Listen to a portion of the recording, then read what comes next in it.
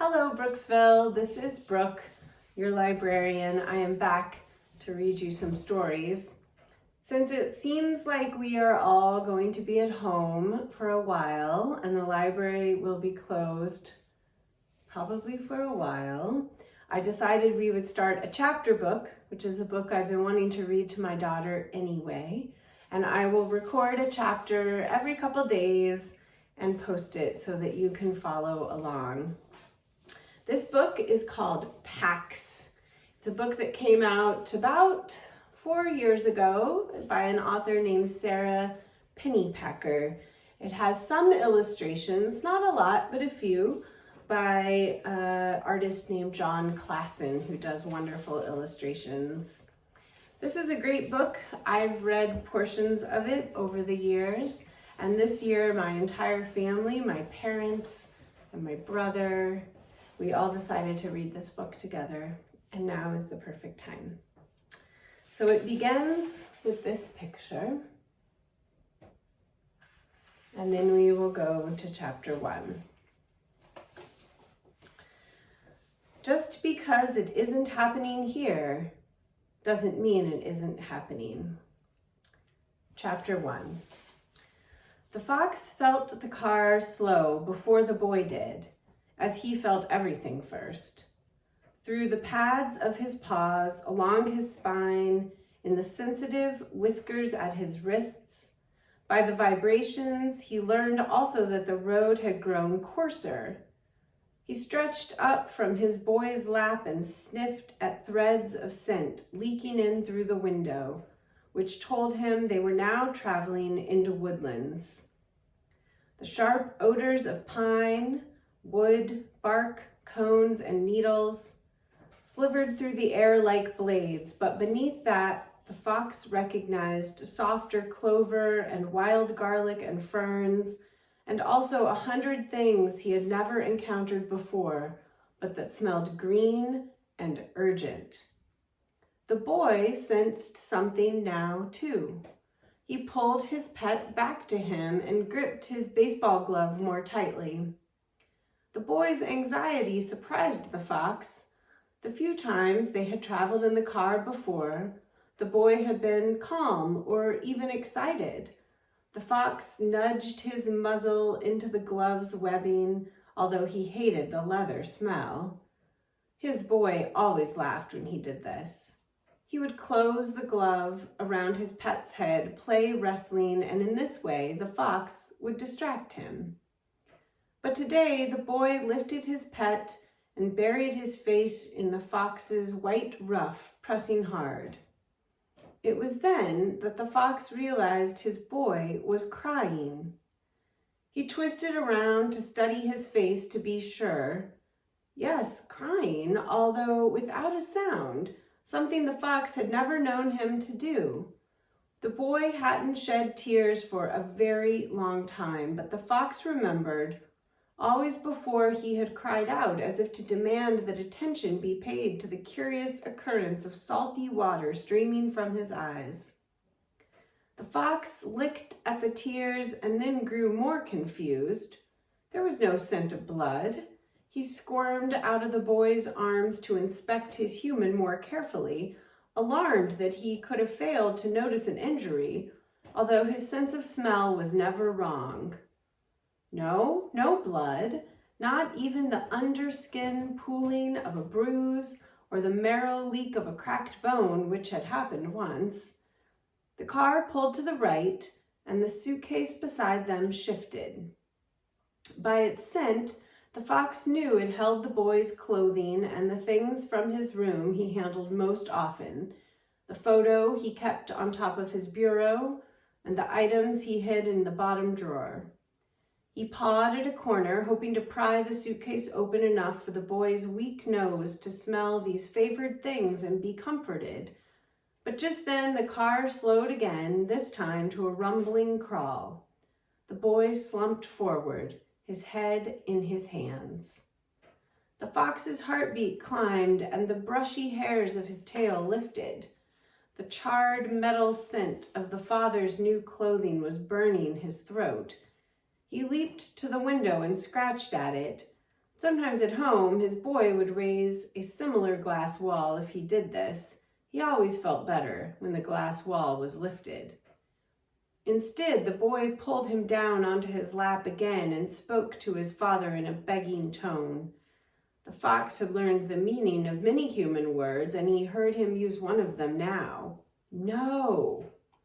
Often, the no word was linked to one of the two names he knew, his own and his boy's.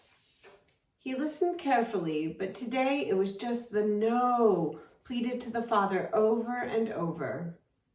The car juddered to a full stop and tilted off to the right, a cloud of dust rising beyond the window. The father reached over the seat again, and after saying something to his son in a soft voice that didn't match his hard lye scent, he grasped the fox by the scruff of the neck.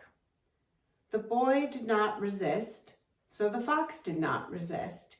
He hung limp and vulnerable in the man's grasp, although he was now frightened enough to nip. He would not displease his humans today. The father opened the car door and strode over gravel and patchy weeds to the edge of a wood. The boy got out and followed. The father set the fox down, and the fox bounded out of his reach. He locked his gaze on his two humans, surprised to notice they were nearly the same height now. The boy had grown very tall recently. The father pointed to the woods.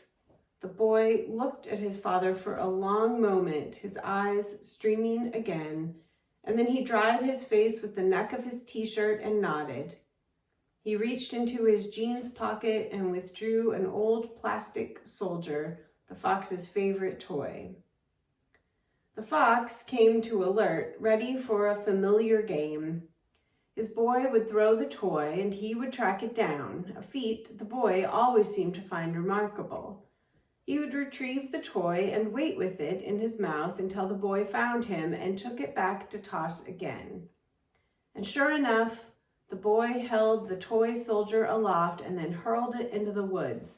The fox's relief, they were only here to play the game, made him careless. He streaked towards the woods without looking back at his humans. If he had, he would have seen the boy wrench away from his father and cross his arms over his face, and he would have returned. Whatever his boy needed, protection, distraction, affection, he would have offered. Instead, he set off after the toy. Finding it was slightly more difficult than usual, as there were so many other fresher odors in the woods, but only slightly. After all, the scent of his boy was also on the toy. That scent he could find anywhere. The toy soldier lay face down at the burled root of a butternut tree, as if he had pitched himself there in despair. His rifle, its butt pressed tirelessly against his face, was buried to the hilt in leaf litter. The fox nudged the toy free, took it between his teeth, and rose on his haunches to allow his boy to find him. In the still woods, the only movements were bars of sunlight glinting like green glass through the leafy canopy. He stretched higher. There was no sign of his boy. A prickle of worry shivered up the fox's spine. He dropped the toy and barked. There was no response. He barked again and again, was answered by only silence. If this was a new game, he did not like it. He picked up the toy soldier and began to retrace his trail. As he loped out of the woods, a jay streaked in above him, shrieking. The fox froze, torn. His boy was waiting to play the game. But birds! Hours upon hours he had watched birds from his pen, quivering at the sight of them, slicing the sky as recklessly as the lightning he often saw on summer evenings. The freedom of their flights always mesmerized him. The jay called again, deeper in the forest now, but answered by a chorus of reply. For one more moment, the fox hesitated, peering into the trees for another sight of the electric blue wedge.